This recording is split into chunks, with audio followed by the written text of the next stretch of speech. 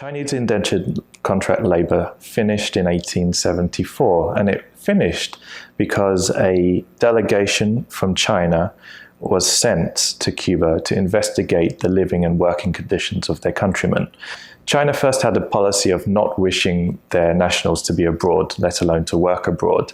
But with what they were hearing of how the Chinese were being treated in Cuba, they had to change their policies. They had to think through their foreign policies for overseas Chinese. So they became interested and concerned with how the Chinese were being treated on sugar plantations in Cuba. So a small delegation was sent to Cuba to investigate. The delegation went throughout the country into different provinces and collected about 2,800 testimonies of the living and working conditions of the Chinese directly from the Chinese coolies, as they were known.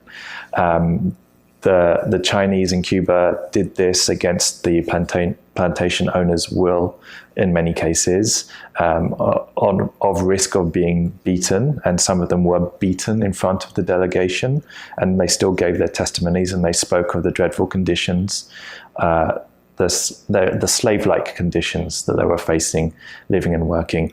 And that really helped to stop this indentured practice, which stopped in 1874.